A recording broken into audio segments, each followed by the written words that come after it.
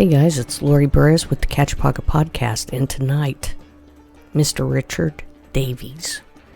Richard's a great landscape artist. He does amazing work. You should check it out if you can. Glad you guys made it tonight, and thanks for the support out there. I'm really seeing some fun things happening out there, and I can't wait to maybe be a part of those things. Let's see. COVID update. Year 2. Just basically looking like we have this thing managed, but we just need to keep on being vigilant for the people that can't seem to figure this shit out. We'll wait on you guys, but yeah, people are getting a little bit perturbed.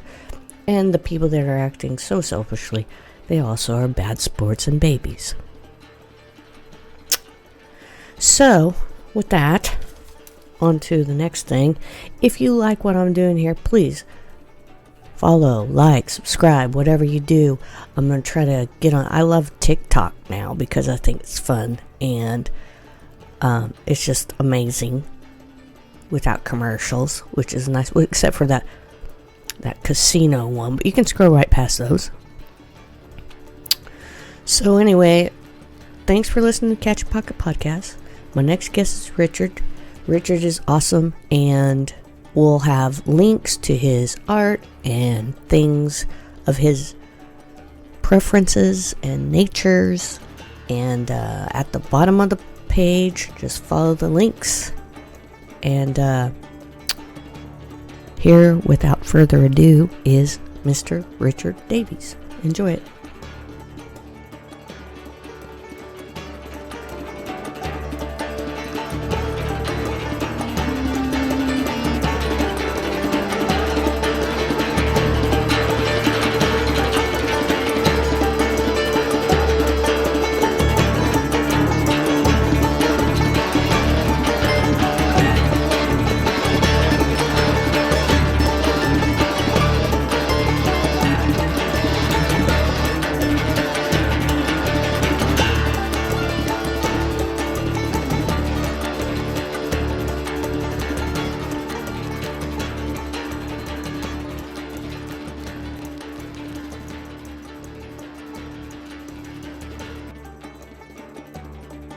So I'm here with Richard Davies, and he is an artist. He does landscapes, he does teaching, and thanks for coming, Richard. Sure, no problem. All right, well, I really appreciate you coming. It's really something to give up, part of who you are to me and the listeners. And so we always start with, where were you born? I was born in Cleveland, Ohio. Cleveland. Okay, well, tell me about that. I don't remember it really, but right, that's true. But it was we'd lived in Cleveland Heights, and that's where my dad had met my mom, and she got pregnant. Right. She didn't expect to get pregnant, but she did, and had me there. And did they get married afterward? Yes. And did they move away from Cleveland or something? Yes, almost immediately. Yeah. He moved down to Houston, where he had a job. Wow. Okay. So what did your dad do for a living? In Houston, he worked. I'm not sure exactly what he did in Houston. Right. I think it was a variety of things. Okay. So, but then we moved to Dallas, and there he worked at U.S. Rubber. Okay.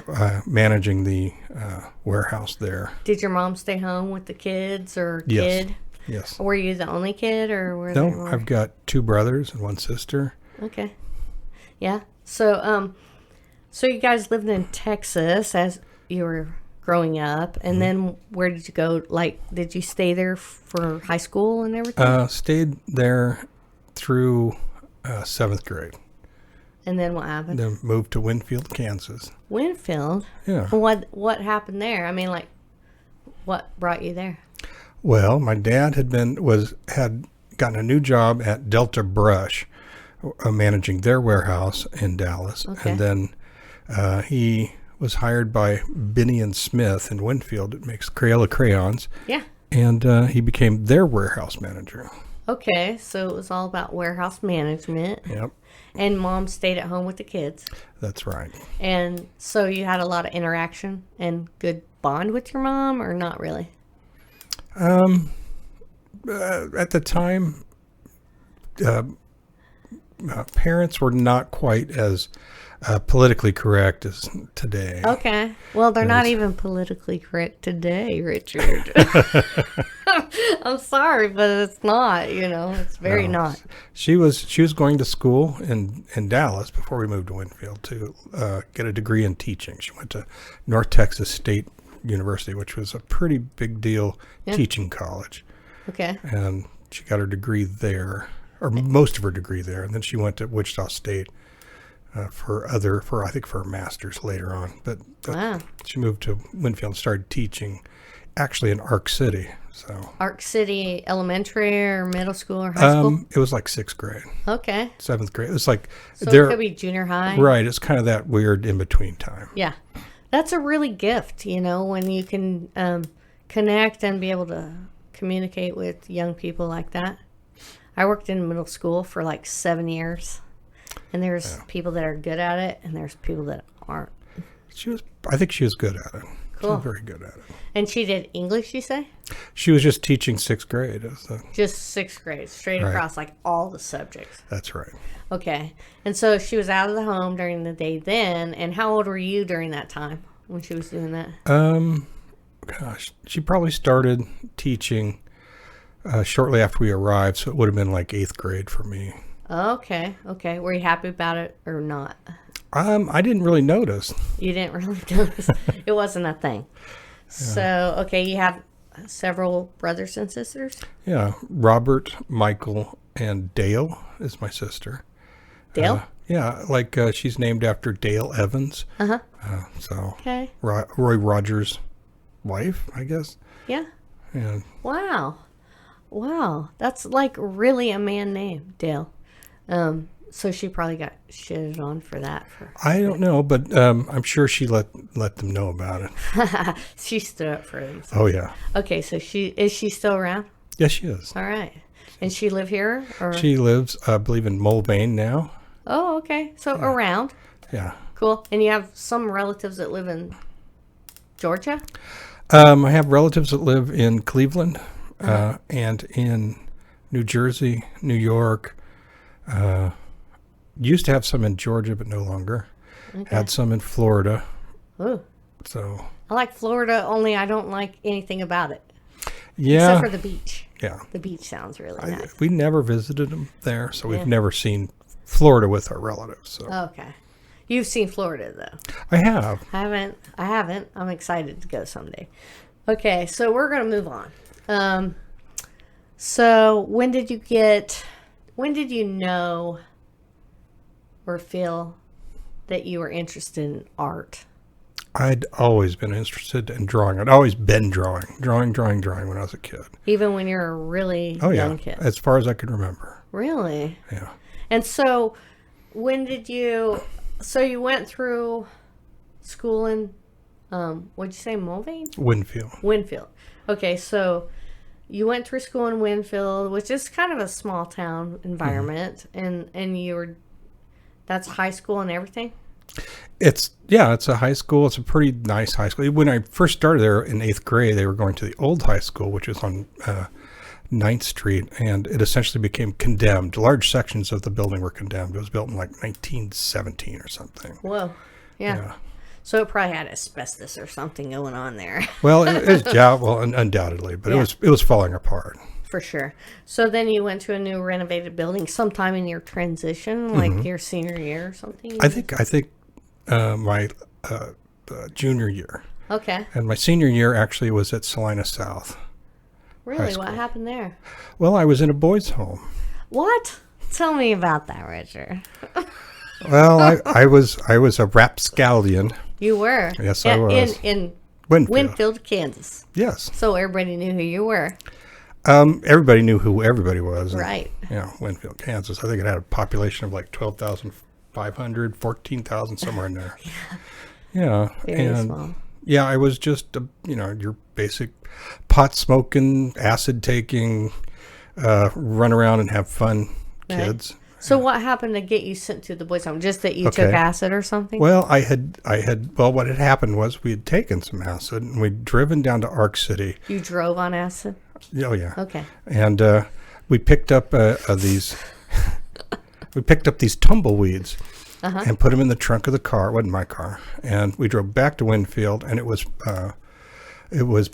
prom night, I think, And it was actually a very cold night that night. And we went to Albertsons, and I went in there with this long coat on, and and we had this plan. We were going to pour squirt syrup on the windshields of the cars, and because it's syrup, that's bad, but it's cold, and that's even worse. Right. And we had this in our little janky minds that we were going to screw up their nights, and I had money with me. I don't know why, but I didn't just buy the 79-cent bottle or whatever it was. Right. So you stole it. I put it under my coat and walked up to the counter, and they caught you. Well, what happened was the guy I was with asked me, "Where's the candy bars, man?" And I lifted my arm, which was holding the bottle of syrup, and it just dropped out onto the floor. Oh, my. And the woman who was the co-owner or the wife of the owner just went ballistic and started shrieking. They're shoplifting, they're stealing, and they called the police, which were basically across the street. Oh, man. And a block and a half away was the city police, and you had the sheriff's right there. So they came and got you. They swooped in and grabbed me. Yeah. So I had like 100 hits of acid on me, so I took them all so I didn't get arrested. Oh, no. What happened then? What was that like? I got pretty high. Yeah. Oddly enough. Yeah. And they put me in the jail. They thought you were going crazy. Well, no, I've done lots of acid before, but the thing is that they put me in there, and while they're booking me in and taking my belt and all that stuff, there was somebody in the cell area who kept flushing those toilets from God that just make this giant noise when you flush them. The metal toilets. Right. And whoever was in that cell was screaming, "He's an Indian! He's an Indian!" over and over again. Yeah. Are you sure that was true, or you were just on way too much acid? I'm pretty sure it was true. Okay. I don't know. So they went and put me in the cell area that was supposed to be for the juveniles, and then the next morning, I went to my trial. Very next morning. Yeah. Okay. They just got me. I am still tripping balls. Yeah, for sure. Yeah. And that takes forever to get off of. Well, it was pretty late when I took it, so I was full tilt boogie. By the time I got into the courtroom. I can't imagine. And it was just a conference room because it's just for juvenile. Because with juveniles, they do whatever the hell they want. And for some reason, there's a whole bunch of people there. Yeah. My lawyer, who I'd never met before, was on my right, and I didn't know he was my lawyer, just some dude. Yeah. And I'm sitting there just kind of, Yeah. Still tripping. Yeah. And apparently the judge said, "Stand up and state your name." I'm like, just look at him like, what the hell? I'm out of my mind. And my lawyer nudges me and says, "Stand up and state your name." And so I stand up and try to remember my name, and kind of remembered it. I think I got it out weirdly. And then I sat down.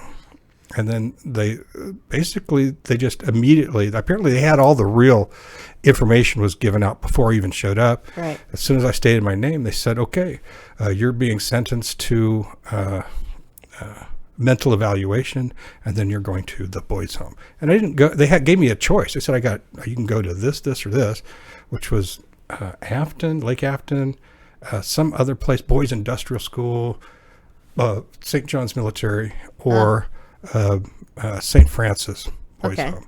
I said, "Well, what's the difference?" I said, "Well, BIS, you'll probably be raped." Who tells you this? Who's telling you this? A lawyer guy next to me. Okay. And what was the other one? The military school. Well, that's the military. And I'm like, I don't go in the damn military. Yeah.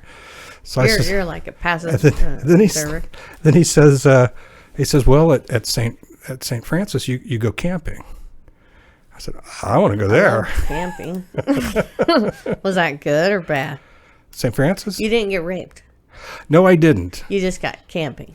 I got camping. I did a hell of a lot of drugs because I ended up getting a girlfriend. Oh.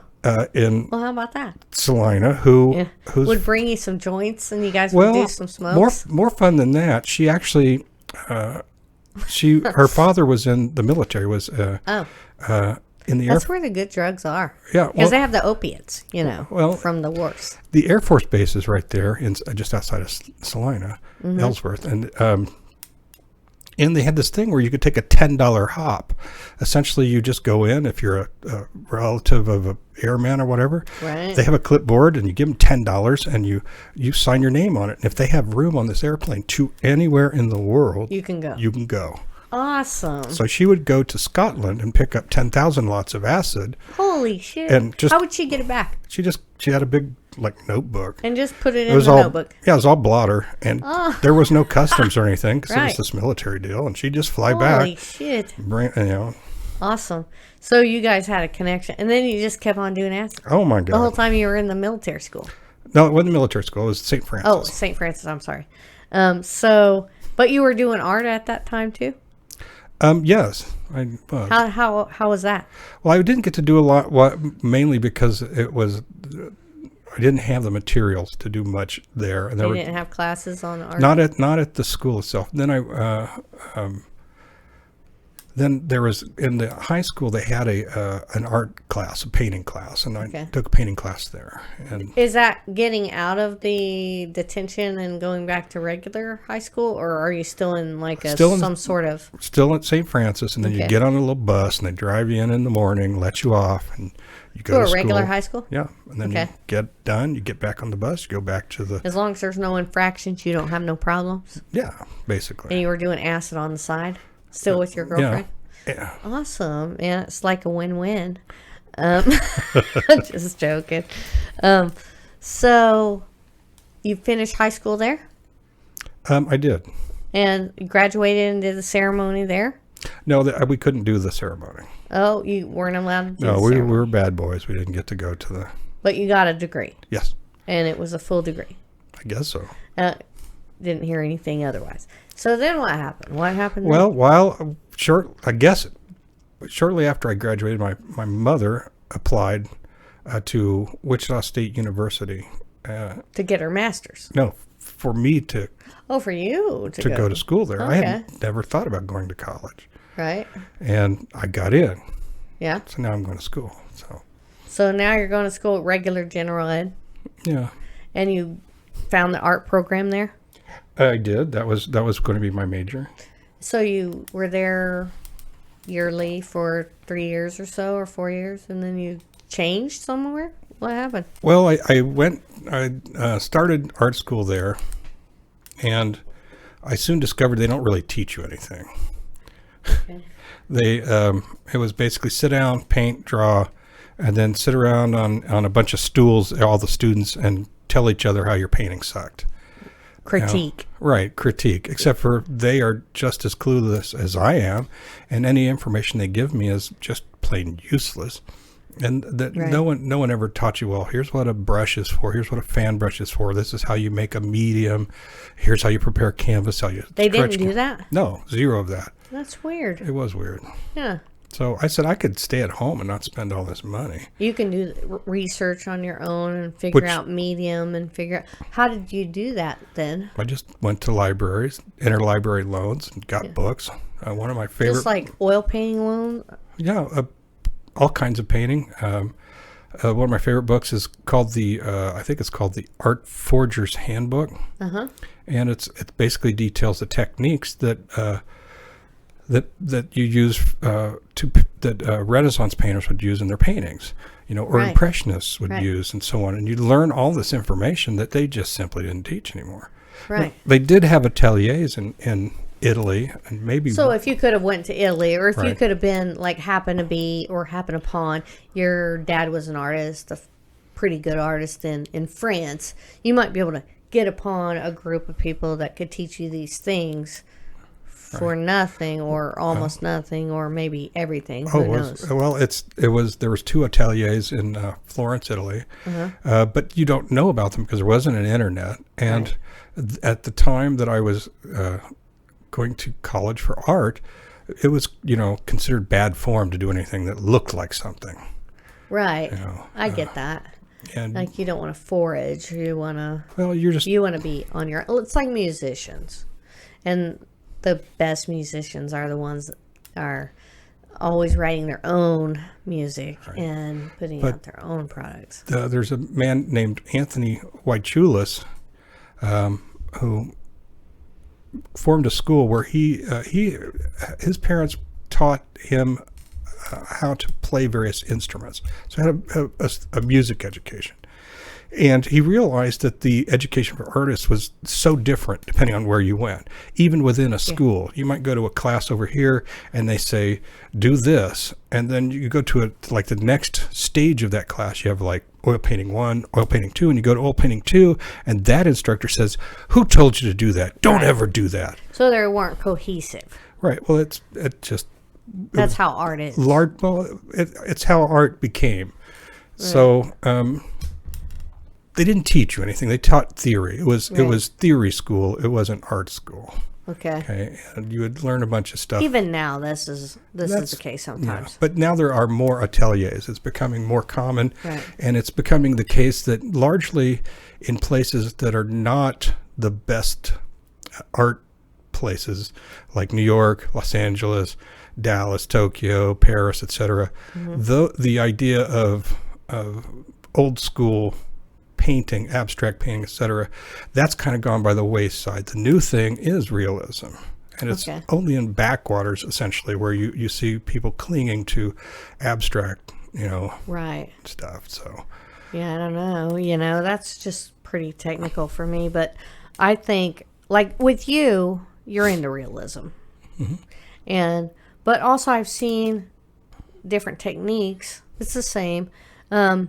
Where you get a thick wad of paint and you have different layers of paint in the paint. It's kind of like candy making in a way, where they make a Christmas tree inside of a hard candy. Right. And they do this long roll and they do it. And you have this like yellow and pink and white all in one thing. And then when you swipe it, that pink and white comes out of that yellow, and it makes a tree somehow. Right. That's amazing to me, Like, nothing could be more amazing to me than... It is amazing.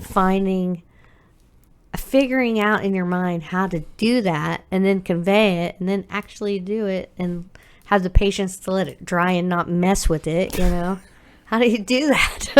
It's amazing. I do realism primarily because it's more difficult. I've done abstraction. A friend of mine, Sharon Jessic, who was a relatively famous artist, she would tease me all the time about being a realist and so on. And I said, well, anybody can do that abstract stuff that you do. She did conceptual art. Okay. And so one night, I had a stack, like 26 tablecloths. They were square tablecloths from a restaurant that was throwing them away.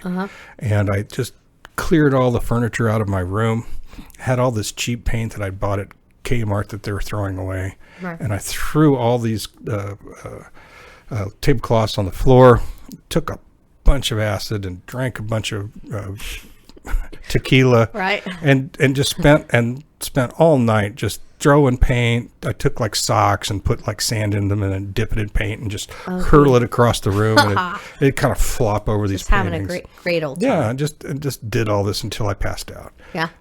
Then I let it all dry, and I took the paintings to her and said, look, this is amazing. This art I made. And she was like, this is great. So I don't know that she knew to mess with me, or she actually thought it was great. What's happening? I don't know. I don't know either. I never could be a good judge of the abstract. Well, it's not that I don't like abstract. I've done abstract before, but I'm just making pretty pictures. The idea that it's anything more than pretty pictures is salesmanship. Right. It's being able to speak the game. Right. You're just going in and saying, selling this is it. about blah, blah, blah. It's salesmanship. Yeah.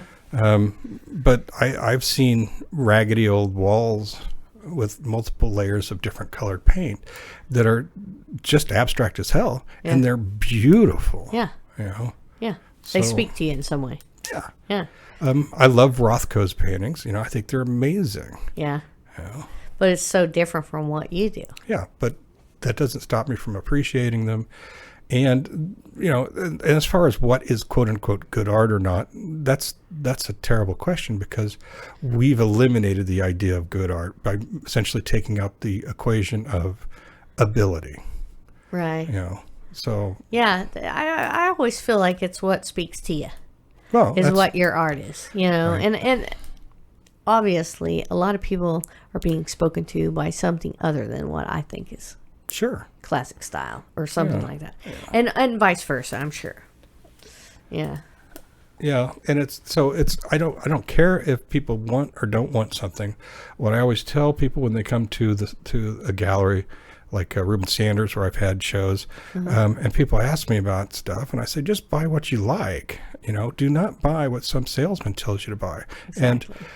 And don't get me wrong, the people in a gallery are salespeople. And they're also quite educated on the arts. So they know maybe investment better than someone off the street. Although things change, perceptions change. As one person noted, art is the second largest unregulated market in the world after illegal drugs. Okay. Who knew? And art is also the primary way that people launder money. Really? Yes. Wow, I did not know that. Yeah. I thought it was like washing little businesses on the side. Like. Yeah, I know that happens. Yeah.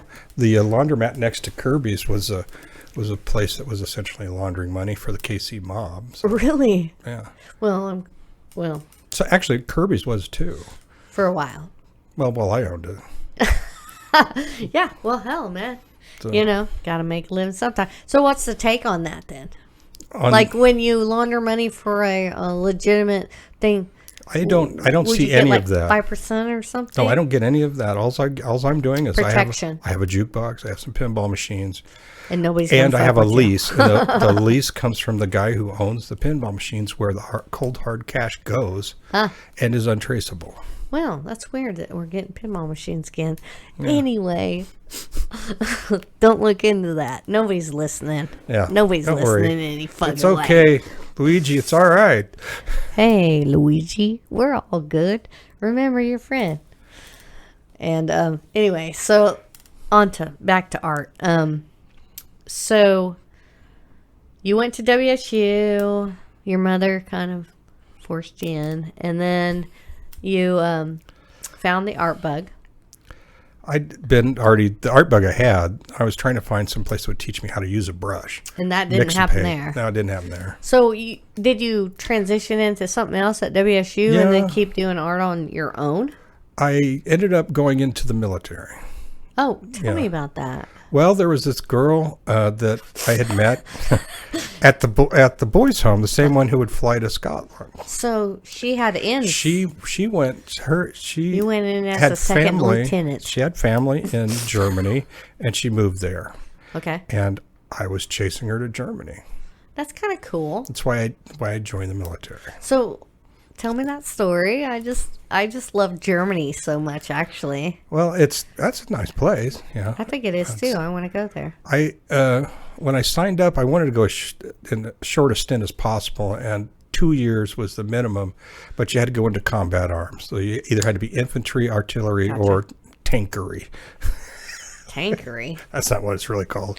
Whatever. But tanks. Sitting in a tank. So waiting to get blown up or blow something up. Yeah, work. And so I had taken the GT test, the general technical test, which kind of assigns you where to go. And I scored highly enough that they basically said, you don't want to do that. You want to go into military intelligence. Okay. And I said, well, okay. That's 4 years, though. Yeah, it's 4 years. And I was kind of resistant to that. But I was sort of turning towards it. And when I went back to the recruiter, it was still in Kansas City where I took the test. I went to the recruiter who was there. He basically talked me out of going into this infantry part, into the military intelligence, because he looked on my record, and apparently there was a traffic ticket that I had not put down on my paperwork when I first did paperwork in Wichita. Okay. And the thing was, the guy in Wichita, I'd asked him, should I put my traffic tickets down? And he said, no, we don't do that. And because of that, I couldn't become I couldn't go into military intelligence. You weren't honest enough. Because clearly I was a spy. Well, and you're not honest. And you have to be honest. I'm sorry. Yeah. So because those guys are so honest. There you go. Lately, especially. Yeah. So off I went to Germany. You went to Germany and you went into infantry? To tanks. I was a tank driver. Okay. You drove a tank? Mm-hmm. So tell me about driving a tank. Is that fun or what? That's great. You can't really be hurt unless you drive over a cliff. That's true, isn't it? Can you drive over a bomb and still not explode?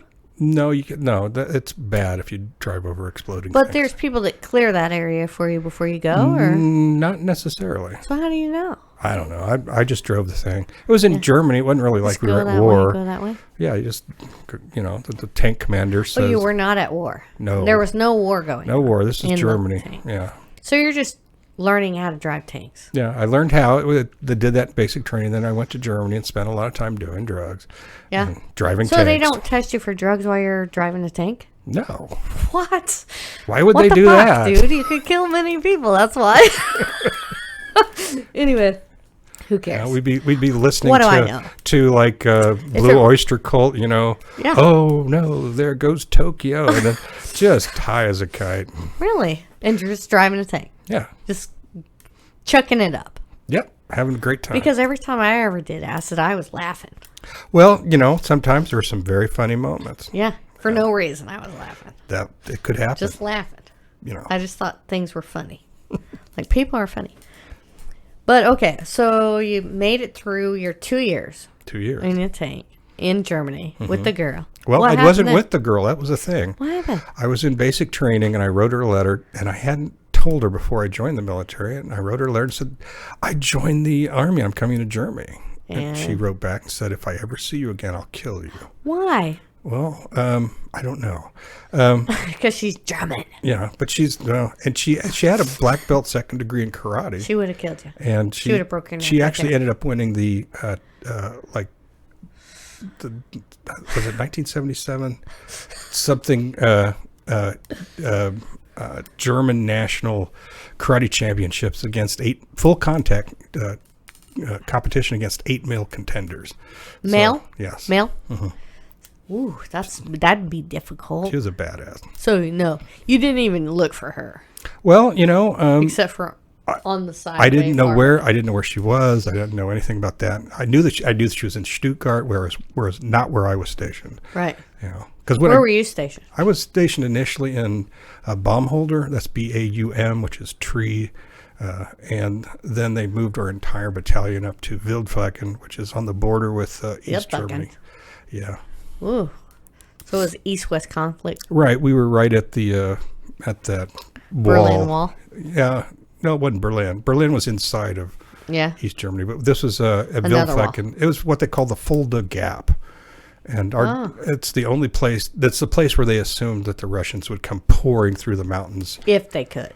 Well, if they wanted to. That's where they'd have to go because that's the best It's the only way. Well, they could come across the plains, but then our Air Force would destroy them. You would cut them down like knives. Yeah, for sure. Yeah. As you should. Anyway. As you do. So, as you do when you're in war and people are trying to invade you.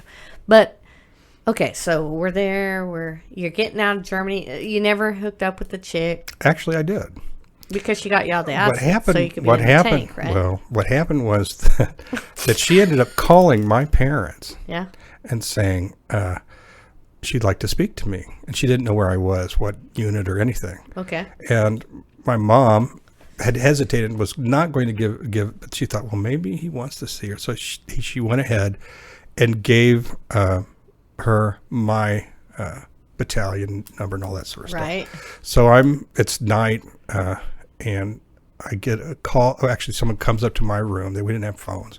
And they said, you got to call, Down at the phone. Down at the desk, you know. So I go down there, and it's this girlfriend. Do you want to say her name? I'll call her Cindy. Okay. And You don't have a better German name than that? Like Frau Blücher. Perfect. Labuku. That's so easily off the tongue. But no, Cindy basically said, you need to come visit me. I'm in Stuttgart. Here's my address, blah, blah, blah. And she's married. Okay. So I'm thinking, okay, that's cool. I can do that. Yeah. So I go AWOL because our battalion basically had a limit on like a 50-kilometer limit that we could travel. And it was further than that. And yeah, it's like to Stuttgart. And the thing was, we had that limit because we had our battalion had the highest rate of murder, assault, rape. I mean, there's shit going on out there, and they love to kill Americans. There were riots and stuff. And this is, the American soldiers were just so the German government basically said, you guys can't travel around here. You're too dangerous. Yeah. But yeah, we are. Look at us. Yes. We're very dangerous. So I had to go AWOL, got a ticket to Stuttgart, and went down there on the train. Yeah? What happened then? Well, I arrived, and they were doing the once weekly Anti-Terrorism police parade. What? which is all the police in Stuttgart would make a parade of police cars with their blue lights and their, wah, wah, wah, yeah, wah, European shit. And there's like 100 of them, and they'd all just kind of drive around the downtown area, Yeah. And then they just cleared, and this red Corvette pulls up in front, and it's her. What? A red Corvette. In a red Corvette. So Prince has you. So she drove me to a party, which was for her husband, and she got him drunk out of his mind. Yeah. And he fell asleep. I totally would And do that. he was a nuclear demolitions expert, so he shouldn't have been drinking like that. But that's another story. That's probably why he was lightweight. He never drank like that. Well, she had a plan. She wanted him to pass out. So she could nibble up on you. No, so she could talk to me. Yeah, of course. That's what I would do. Right. So she takes me out to the parking lot, and she says, look, the reason I got you up here is because I want you to basically marry me. But you're married already. Yeah, that's what I said. I said, Yeah, well, hold up. And she says, well, the thing is that I'm still an American citizen, and I can only, and I'm married to this guy. He was a soldier, and he has to, you can only stay 7 years out of country in the military, and then you had to go back. Okay. And he was reaching his 7 year. So she didn't want to, she wanted to stay in Germany. Uh-huh. She said, if you re-enlist, because my enlistment was going up in like a month and a half. And you were counting down the days. Exactly. I was short. I was so short. Very happy. And she says, if you marry me, if you re-enlist in the military, you can marry me and you can stay here with me. And okay, let me get this straight. You're just dumping this guy. And so you're going to do the same thing to me. Right. You were totally thinking that. Yeah. So I said, nah. I always think, whenever any proposition came to me like that, I would always think, you're just going to do this to me in 4 years. I'm just prolonging my own demise. And quite frankly, Cindy, you're not that good. And that's kind of good to hear. Yeah. People need to hear that once in a while. There's nothing wrong with it if it's true. Oh, and so she drove me right back to the train station. Oh, she liked it. She was mad. Yeah, she's like, in the Corvette. Yeah. In the red Corvette. Yep, red Corvette. That was his Corvette. Yeah, fuck yeah, it was. But you know what? You got drove back in the train station to it. Yeah. Boom. Got back on a train. Went back to like a rock star. And it did not get caught as AWOL, which was awesome. That is good. That's also good. You usually got caught, so obviously. I think it was the short turnaround that saved me. Yeah, that's good. I'm kind of that way. I'm a ghoster, so I'll just leave a place and never tell anyone goodbye, and it's just kind of my way. And I think that's what got me out of trouble a lot of times. Yeah. So okay, you got your 1 month and 4 days came up, and you went back to America. Yeah. Where'd you go to? Where's the first place you landed? I think I landed back in Salina, I think, where they decommission you. I think that's where it was. And what happens when they decommission you? Like, do you do debrief and shit like that? You got your duffel bag full of crap that they want back, and you give it to them. I don't even remember what was in it. Really? And if you don't have it, then they'll charge you for it. And then what happened?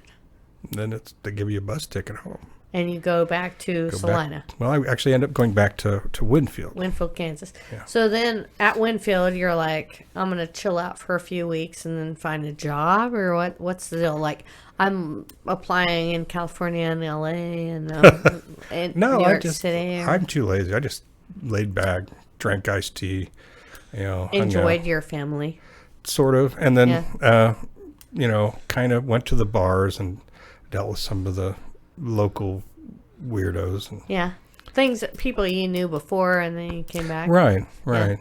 And see how things have changed. Yeah.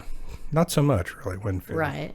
Well, I can see that. And you had changed a lot, though, from going to Germany and coming back. I would imagine. And you kept on doing art this whole time? No, at this time I was not really doing much in the way of art. I was still doing some drawing. I always drew. Like what kind of drawing? Like pencil drawing? Or? Yeah, just pencil drawing, sketching. Sketching? Yeah. Cool. Yeah. And you just kept on, like you would just set places and sketch stuff, or? Mm-hmm. Yeah. Yeah, that could be anywhere, anything. Anywhere, anything. Yeah. So then I got a job working in the oil fields. In Winfield, Kansas? Actually, the where I worked was in Oklahoma. There was 2 different counties I worked. I remember one of them was Key County, and I can't remember what the other county was. So what do you call that? I was a roughneck. Roughneck. That's what I thought. So. Yeah. So you were laying pipe? No, well, sort of.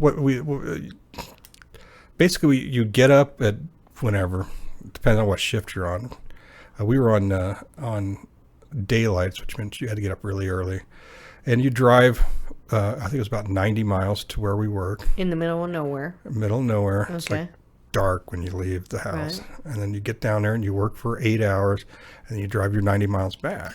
What do you do while you're at work? Well, you think about the next thing you're going to do all day long? Well, no, you have to focus because it's an extremely dangerous job. Yeah, that's right. So like wrapping. That's what I did. I was a chain thrower. I didn't work in the derricks. And you threw the chain. Yeah. I mean, that's very dangerous. Yeah. Like maybe part 3 of the deadliest jobs in America or something. I don't know about that, but I almost lost my fingers throwing chain. And the guy, after I got my hands out of the chain, literally just bruised them. And he says, don't lose your fingers. They don't pay you very much for those. And he explained our health plan was essentially, it was $100 per finger, $500 for a thumb. I think it was like $1,000 for a hand. What? Yeah, and I forget what it was for a foot. But they knew this because they had experienced it. Well, or somebody had told them. This is what they told me. For all I know, they might have been pulling my leg. Yeah. But it says, and if you when was this? If you get killed, it was like $5,000. So this was when was it? Yeah, like in. This would have been 81, 82. Okay, and so this is a weird question, but you know how we are today in our divisive society that we live in now, and then. Yeah. And was it different? Yeah, well, yeah, mainly in the sense, well, maybe not so different. I was young, and I didn't really pay that much attention. Although, I was political in the sense I'd always been pretty much an anarchist / socialist. Libertarian? Is that like... No, I wouldn't do a libertarian. That's the junior high of political philosophies. Well, I tell people essentially I believe in facts and reality. For instance, single-payer health care. Mm-hmm. Okay. It would seem to me that the Republicans would be the first ones who would support it. Single-payer health care, which pay for your own. Well, no, single-payer means that it's government paid. Everybody puts in... You put in your tax dollars and then you and the get government, health care. The government is the single-payer. They're the ones who are essentially the insurer. So there's not all this inflation or... So, no, it would be just like Canada. It'd be, I love Canada. yeah, and you'd have a Canada. card, and you'd go to the doctor, and you wouldn't have to pay a bill. You just pay taxes, and it turns out that doing it this way, How much taxes is that? the thing is that it's actually cheaper to have everyone in the whole United States 100% covered, with no. Like if nobody's covered, then they overinflate the price in order to charge. The thing it. is that because we have a law that I think was passed in 84 or 85, essentially says that emergency rooms have to treat you.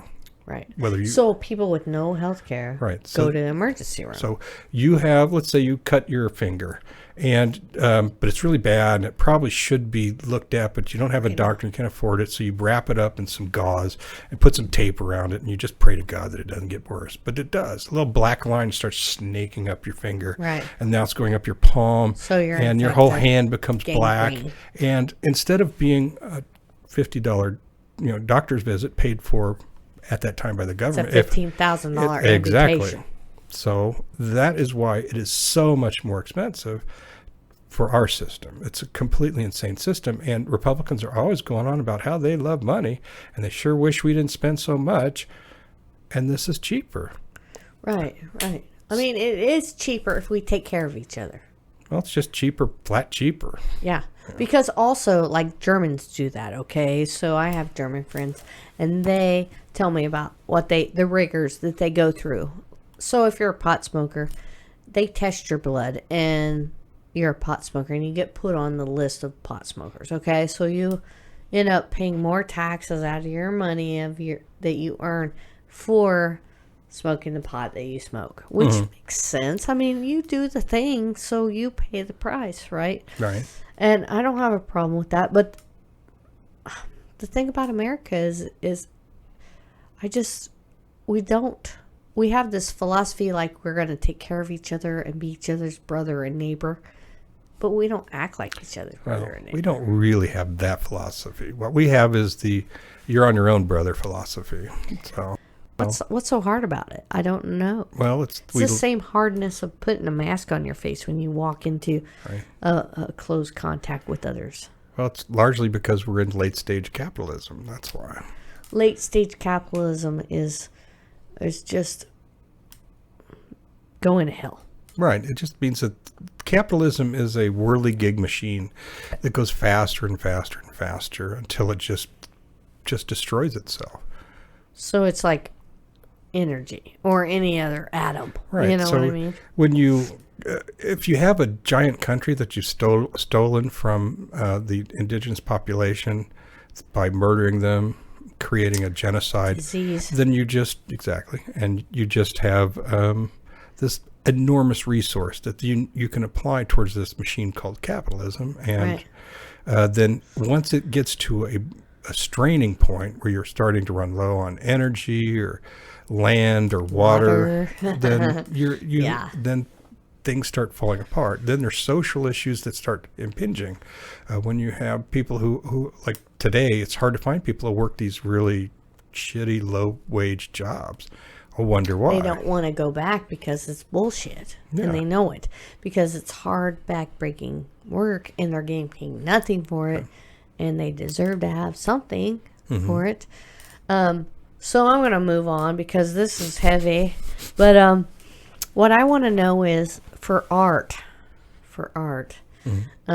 you make some of the most captivating art that I've seen in a long time. Like, I see things you're posting and I'm like moved. Oh, awesome. Yeah. And I think if you don't have a chance, just check it out. It's like really, really, really real. I don't know what to say. Wow. But what changed you from the acid taken army guy to artist to this captivating, precise artist that you are now? I mean, you really are. Like, I can look at your picture and see exactly what the street you're on. Well, I paint what I paint to, and how I paint, because it's challenging.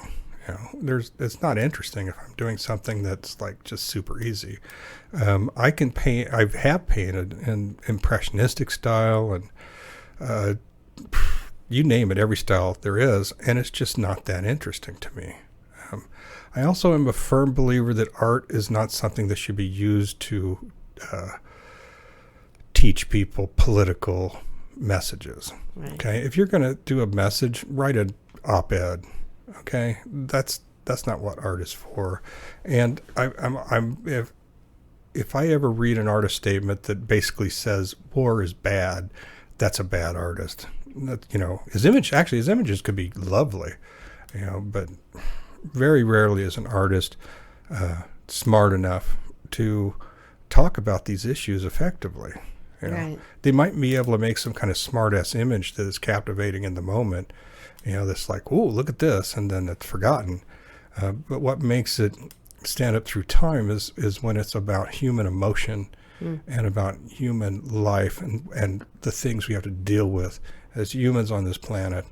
Not in the policy sense, but in the sense of just being alive, knowing that we're gonna live, we're gonna suffer, we're going to have beautiful things happen, and then one day we're gonna die. Yeah. Yeah, that's kind of awesome. In a way, that's it in a nutshell, if you know what I mean, what you just said. So, with that, I'm going to say, do you have a story of inspiration? Inspiration. I don't know about inspiration per se. There's, as you know, I belong to something called the Doom and Gloom Club. Yeah.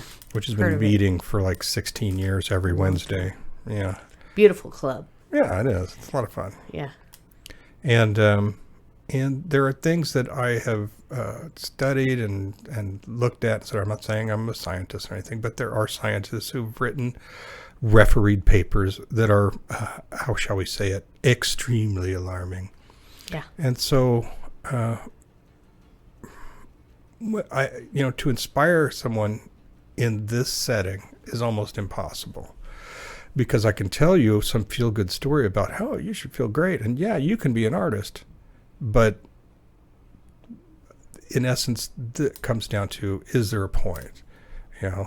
So my inspirational words for you are this: do what you like, do what you love, go where you want to visit.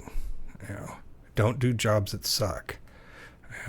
Exactly. Just be in this moment, because these moments are the only ones you have, and there might not be that many left. Right. That's it. That's beautiful. And I couldn't be behind you more than I am. Really. Awesome. I thank you so much for coming, and I'm going to put links on your paintings, what you got going on in the future. You're going to send to me so that I can put links on the page on the notes area. And I thank you for catching a pocket with me today. Awesome. Richard. Thank you, Lori. Thank you so much. Do you have any other thing you'd like to plug? I have nothing to plug right now. Right on. I'm working. Except for Life is Great. Yes, I'm working. I've got a big commission to do, and when it's done, should be in about a month, then I think everybody will hear about it. Okay. Well, we'll be on the lookout. Look out for Richard Davies. He's doing some great things.